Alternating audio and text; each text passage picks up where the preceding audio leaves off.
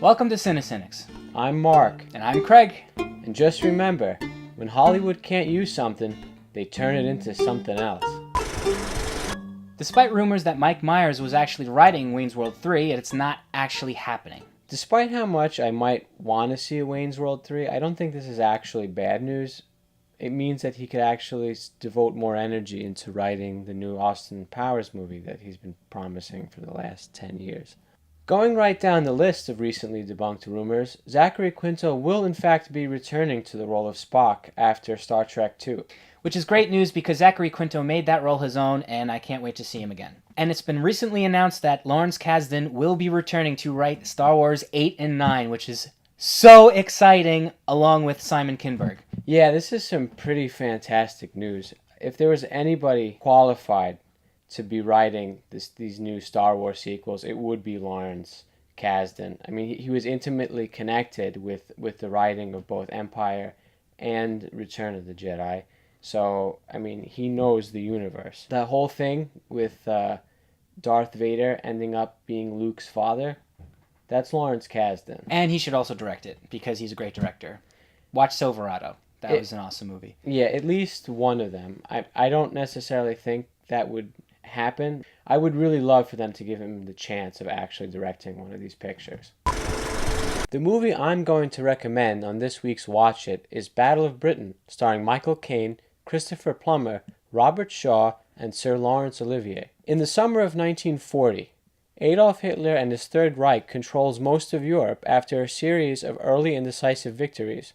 All that remained between the Führer and total domination of the continent is Great Britain and its Royal Air Force. There are few movies that take on the challenge of doing aerial battles and warfare, and there are even fewer that do them well. Its large-scale, epic depictions of the brave and death-defying maneuvers performed by the men of the RAF raised the bar for this kind of movie since Howard Hughes' Hell's Angels, and its insanely large cast of British film icons makes it eminently worth a watch. Red Dawn, directed and written by John Milius, co-written with Kevin Reynolds. The Soviet Union goes into economic distress, and Russia creates an alliance with Central America and invades the continental United States. While Red Dawn has its flaws, some plot holes, some cheesy dialogue, it still is a great movie because of the way it was executed. And one of the things I really appreciate about this movie is that all the effects were done practically. All the explosions, all the vehicles, and John Milius' uncompromised vision actually got him in trouble with Hollywood,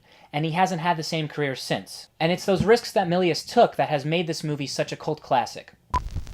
Red Dawn, a remake of the 1984 film, now pits the United States against the North Koreans, and it's up to a group of teenagers to fight against them. There were some things about this movie that I really wanted to enjoy, but by the very end of it, I didn't find that at all possible. I'd say that I don't want to ruin the ending of this movie for you, if it were not the case that this movie, in fact, has no ending. I mean, it kind of just ended with a bunch of fighting. Yeah. Is that even an ending? Like, is that even ruining anything for the people watching it? There was just fighting. There was absolutely no resolution to the plot, and it leaves off almost as if it was intending a sequel, though by the looks of the movie, there doesn't really seem to be any chance that there will be one. I mean, it made, $4 million in the box office, and it cost more to make that movie? I just couldn't find myself getting invested in these characters. They were very two-dimensional, drawn out. There was absolutely no development or change in any of their arcs. It was pretty much just Chris Hemsworth being commanding, macho and pushing people around, saying, "Hey, being look at me," being the commanding, Marine, and trying to make these kids, aware of their potential and how they can fight and stuff.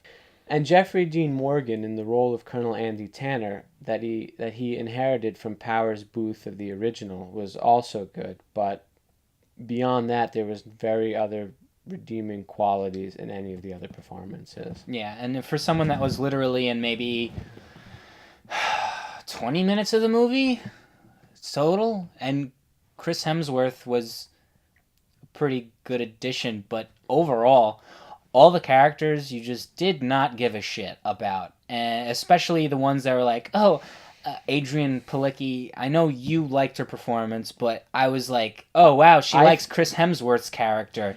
Ooh, that's so deep.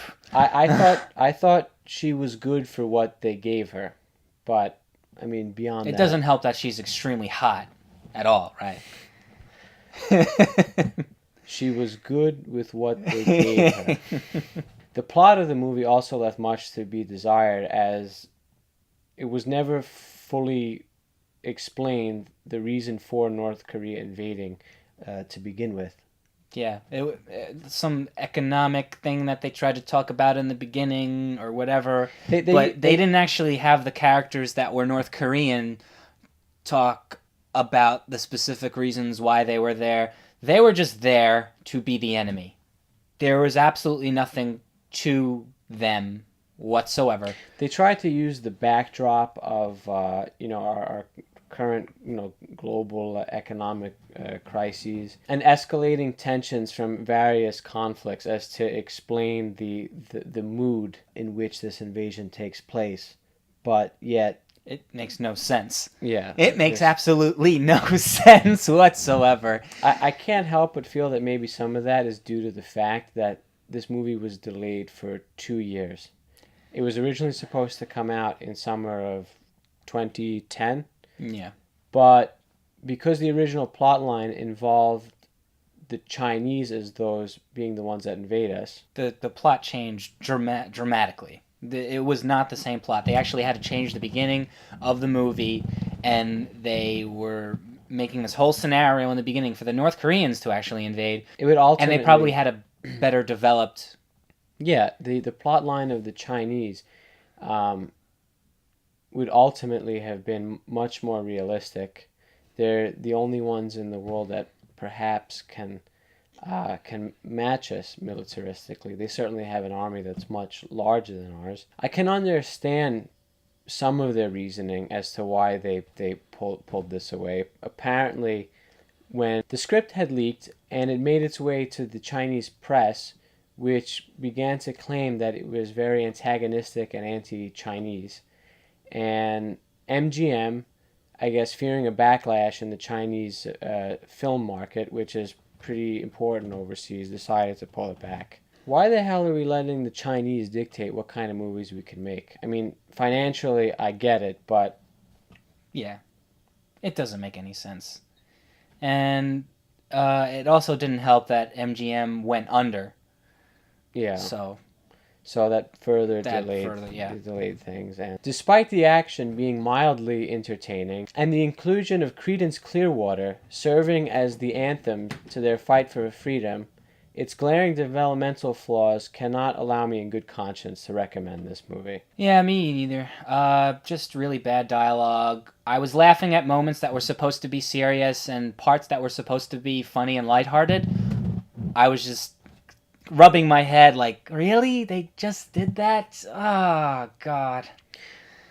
Yeah, it was just not a good movie. As was already recommended earlier, if you want to see a version of Red Dawn, see the original. The original is better.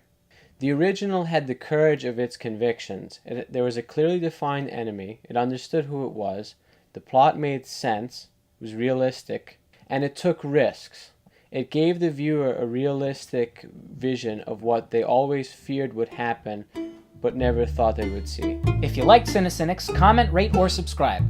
And another question for our viewers out there, what is your favorite movie, either written, produced, or directed by John Milius?